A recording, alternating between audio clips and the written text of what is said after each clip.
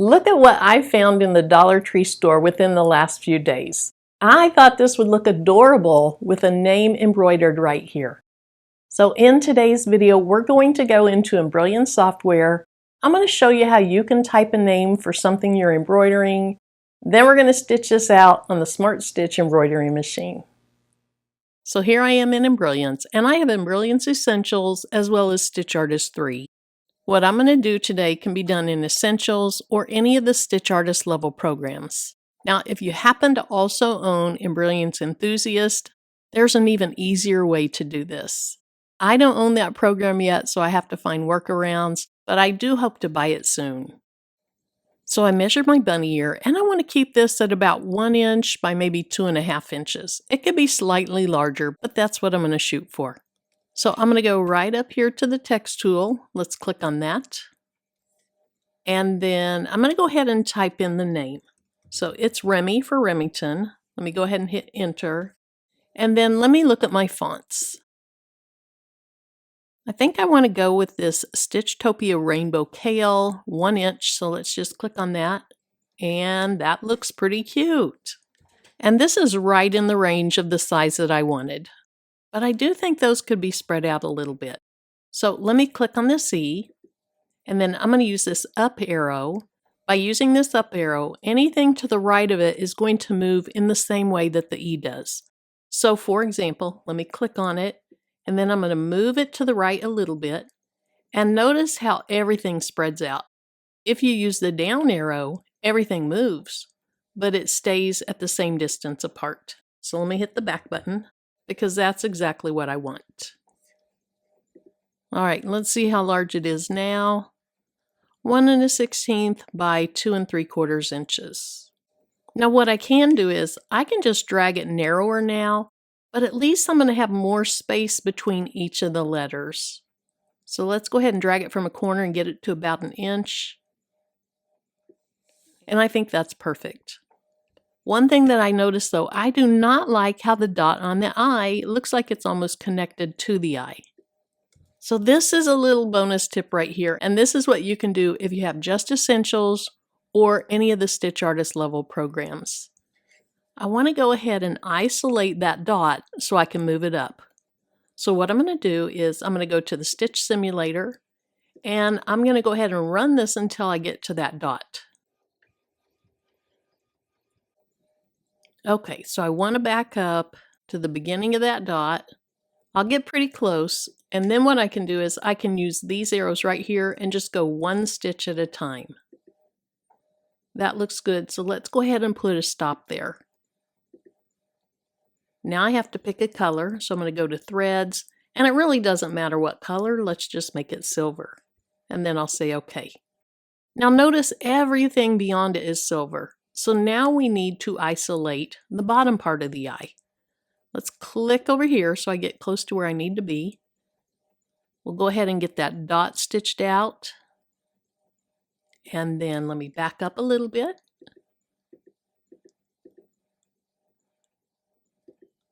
Let's see, let's go back 1. We'll put another stop in and we'll just pick another color. Again, it doesn't matter what color. And then everything after that is that color. So now if I want everything the same color, here's what I'm going to do. Let's go ahead and expand this. Let's select the dot. I'm going to click on the color, and then I'm going to go right over here where it says palettes so that I can choose the same color that the REM is. So I'll click on palettes, and I know it's this one, so I'll select it, and I'll say OK. Now I'll do the same thing to the base of the eye. We'll click on the color. We'll change it to this cyan, and I'll say OK. So now what I can do is I can go ahead, and that's not what I want to do. I can go ahead and select the dot of the eye right here, and I'm going to use the up arrow key and just move it up 1 space. The last thing I'll do before I save it is I'll select the whole design, and I'll just do that by clicking over here. I'll go to Utility, and I'll say Center in Hoop, because I want to know exactly where this is going to stitch out. I want it to be very predictable once I get it to my machine. So I always put things in the center of my hoop. You can adjust them once you're on your machine, but at least you know exactly where it's going to be. So I will say File, Save As. I'm going to save it as a stitch file and a working file. And I'll type EMB for embroidery and just Remy. I'm saving mine as a DST file because that's the file type that my machines use. But you have all of these options as well.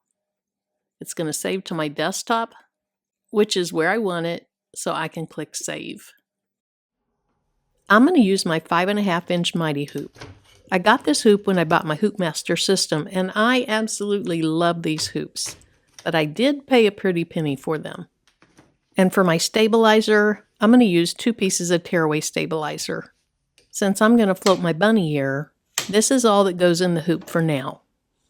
Here's the top half of the hoop, and on the bottom of it, you have 3 metal pieces that extend down a bit. You just line those up with a groove that's cut out of this acrylic piece that's on the hooping station, and then you just set it down on top of those acrylic arms. Give it a little push down, and most of the time your project hoops up really nicely. And this time's no exception. Look at how good this looks on the front and on the back. To bring in my design from the thumb drive that I've plugged in, I'm going to click on the design management icon. Then I'll click on the little icon that looks like a thumb drive. I'm going to page down, and I see the design right up here in the left corner. So I'll select that design from the thumb drive, and then click on the green icon at the bottom to add it to the machine. And here, the machine is just assigning a design number to it. Now I can click the green arrow, and then this left arrow takes me back to the design. To select it for the current project, just click on what looks like a flower in the green icon. Now I need to turn the direction of my design for these bunny ears, so I'm clicking on this F until it shows the direction that I want. Once I like the direction that it's going, I just click on the check mark. To confirm that everything is good and I'm ready to go, I need to click this pink icon and then the green check mark. Then the pink icon turns blue and you're ready to stitch.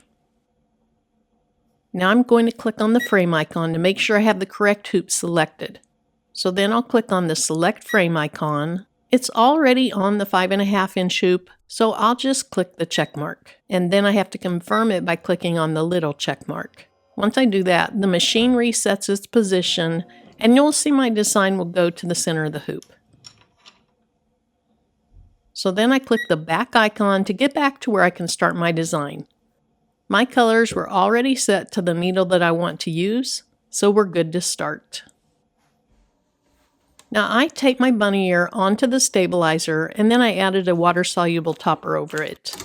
Because the bunny ear is fluffy, you're going to need a topper to keep those stitches from sinking in.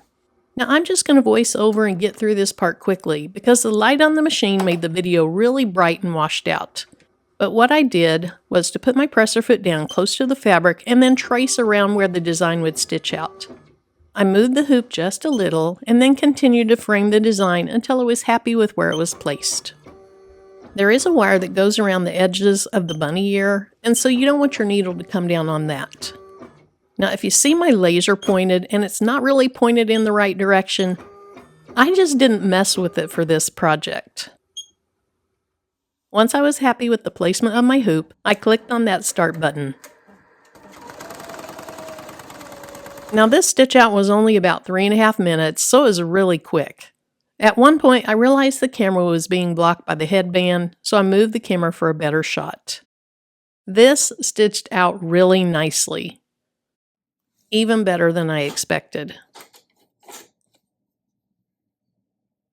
So we're going to take it over to the table and remove the topper and the stabilizer and get a better look at it. Okay, I am pretty happy with this. I think this looks really good. So let's go ahead. Well, let's just take it out of the hoop.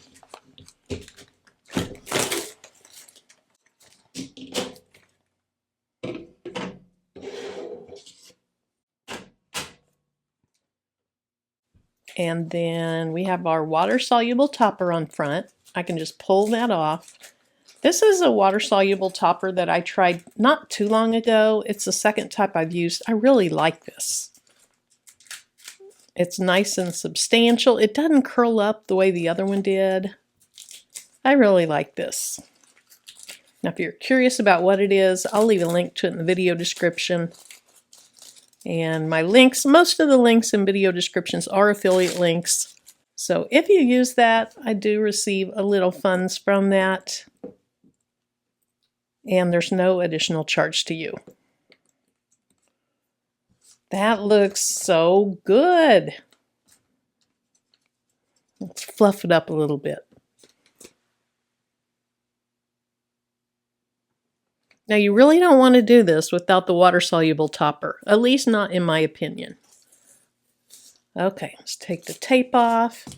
Hopefully I don't peel off any of that fuzz. I could have pinned it down instead if I wanted to, but I wanted to go ahead and use the tape.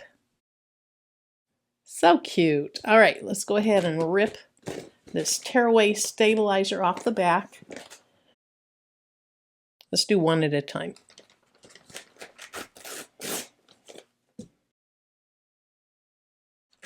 Now you are going to see the back of your design, and so if you want to use a bobbin that's the same color, you can do that, but honestly, I don't think people are going to be looking at the back. Remy sure isn't going to, and if they have any pictures taken in it, the front's the only thing you'll see. Okay, so this has that wire running through it. Before I put this onto my hoop, I pulled the wire out as much as I could to get it out of the way.